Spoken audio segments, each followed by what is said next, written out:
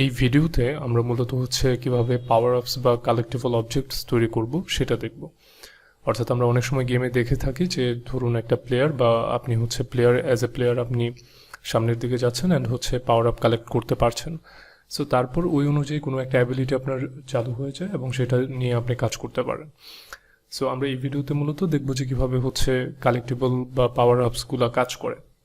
So firstly আমরা যেটা করবো, আমরা ইউনিটিতে চলে যাব এবং ইউনিটিতে আমার আগের ভিডিওতে দেখবেন যে একটা ইউজার ইনপুট নামের টিউটোরিয়াল আছে। সেখানে আমরা মূলত দেখেছিলাম কিভাবে এই কিউবটা বা আমরা ইউজার থেকে ইনপুট নিয়ে কিভাবে এটা মুভ করতে পারবো। সো এই ভিডিওটা যদি আপনারা না দেখে থাকেন তাহলে এখান থেকে অ্যাজ ইউজুয়াল এখানে আমার চ্যানেলে যাবেন এবং এখানে দেখে নিন যে ইউজার ইনপুট যে টিউটোরিয়ালটা আছে। সো আমি ওইখান থেকে যে সিম্পল আমরা হরাইজন্টাল ইনপুটটা এখন ব্যবহার করছি। অর্থাৎ দেখুন এই অবজেক্টটা শুধুমাত্র হরাইজন্টালি মুভ করতে পারছে। সো এখন আমরা যেটা করব মূলত এই যে আমরা দেখলাম যে কিউবটা আছে সেটা যখন মুভ করবে তখন কিছু একটা সামনে পড়বে এবং সেটা সে কালেক্ট করে নেবে। আর এখান থেকে এই স্ক্রিপ্টটা দেখে নিতে পারেন, এই ভিডিওর জন্য শুধুমাত্র এইটুকু হলেই হবে। ওকে, সো আমরা যেটা করব, আমরা ইউনিটিতে যাব এবং এখানে আরেকটা কিউব তৈরি করব। সো আমি এখান থেকে 3D অবজেক্ট কিউবে গেলাম এবং এখানে আমি অ্যাজ ইউজুয়াল এটাকে পাওয়ার আপ লিখে দিলাম। সো যে পাওয়ার আপ কিউবটা আছে আমাদের, সেটা আমাদের এই 000 পজিশনে আছে। সো এইটাকে আমরা যেটা করব, আমরা জাস্ট একটু ডানে বা বামের দিকে নিয়ে যাব। সো যাতে এটা যখন মুভ করবে তখন এটা কালেক্ট করতে পারে। সো আমি এটা এখানে রাখলাম এবং এখান থেকে এটার কালারটা আমরা একটু চেঞ্জ করে দিব। সেটার জন্য আমরা যেটা করব, এখানে একটা ম্যাটেরিয়াল ক্রিয়েট করব। সো ম্যাটেরিয়ালের জন্য আমরা এখানে একটা ফোল্ডার ক্রিয়েট করে নিই এবং এখানে অ্যাজ ইউজুয়াল আমরা এখানে ক্রিয়েটে যাব। দেন এখানে দেখুন লেখা আছে ম্যাটেরিয়াল। সো এই ম্যাটেরিয়ালে আমরা পাওয়ার আপ ম্যাটেরিয়াল লিখে দিলাম এবং এখান থেকে যে পাওয়ার আপ যে আমাদের কিউবটা আছে সেখানে আমরা জাস্ট এটা ড্র্যাগ অ্যান্ড ড্রপ করলেই হয়ে যাবে।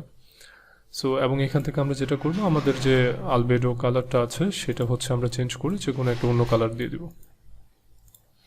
সো অন্য কালার দেওয়ার পরে এখন আমরা যেটা করব, আমরা একটা স্ক্রিপ্ট তৈরি করব যে স্ক্রিপ্টের মাধ্যমে মূলত এই কাজটা হবে।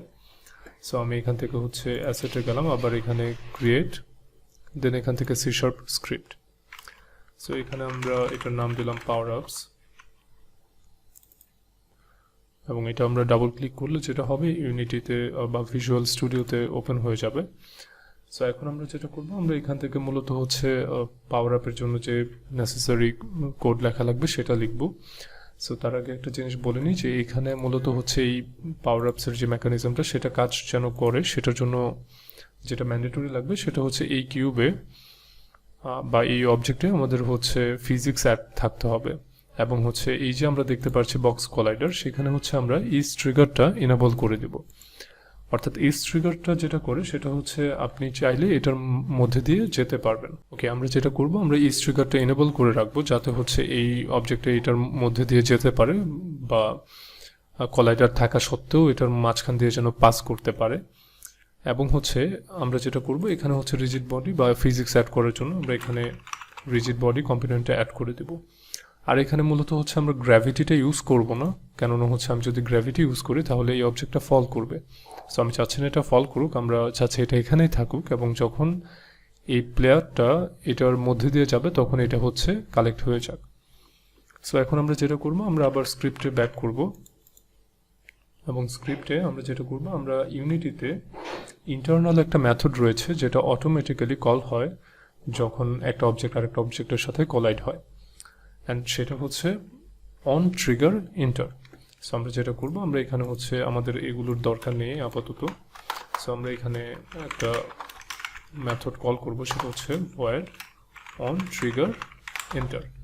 সো অন ট্রিগার ইন্টার যখন লিখেছি দেখুন এখানে অটোমেটিক্যালি কলাইডার আদার এখানে চলে আসছে। অর্থাৎ আমরা এই স্ক্রিপ্টটা যেই অবজেক্টে অ্যাড করব সেটা চেক করবে যে অন্য কোনো গেম অবজেক্ট এটার সাথে কলাইড হচ্ছে কিনা। সো এখানে আমরা একটা কন্ডিশন জুড়ে দিই যে ইফ আদার ডট ট্যাগ, অর্থাৎ যেই অবজেক্টটা এটার সাথে অ্যাড হবে সেটার ট্যাগ অনুযায়ী মূলত আমরা আইডেন্টিফাই করব। সো ট্যাগটা যদি সমান হয় এই প্লেয়ারের সাথে, তখন আমরা যেটা করব, আমরা এই যে গেম অবজেক্টটা আছে বা যেটাতে এই স্ক্রিপ্টটা অ্যাডেড আছে সেটা ডিস্ট্রয় করে দেব। সো ডিস্ট্রয়, আমরা এখানে হচ্ছে দিস ডট গেম অবজেক্ট এটা লিখে দিলে যেটা হবে, এই অবজেক্টটা ডিস্ট্রয় হয়ে যাবে। সো আমরা যদি হচ্ছে এখন পাওয়ার আপস যে কিউবটা আছে সেটাতে যদি হচ্ছে আমরা এই স্ক্রিপ্টটা অ্যাড করে দিই, এবং এখন যদি আমরা এটাকে আমি যদি এখন প্লে দিই তাহলে দেখতে পারবেন যে অ্যাকচুয়ালি কিছুই হবে না। অর্থাৎ আমি যদিও এখন হচ্ছে মুভ করতে চাই তাহলে দেখুন এটার মাঝখান দিয়ে চলে যাচ্ছে, বাট এটা ডিস্ট্রয় হচ্ছে না। সো এটার রিজন হচ্ছে আমরা যে গেম অবজেক্টটা বা আদার যে ট্যাগটা ব্যবহার করেছিলাম সেটা কিন্তু এখানে সেট করা নেই। সো আমি এখান থেকে হচ্ছে ক্লিক দিলাম এবং এখান থেকে হচ্ছে প্লেয়ার ট্যাগ দিয়ে দিলাম। এখন যদি আমি এটাকে প্লে দিই তাহলে দেখবেন যে এটা ডিস্ট্রয় হয়ে গিয়েছে এবং মনে হবে যে এটা কালেক্ট হয়ে গিয়েছে। সো আপনারা ভাবতে পারেন যে এটা তো ডিস্ট্রয় হয়ে গেল, বাট এখানে মূলত কিভাবে কি হবে।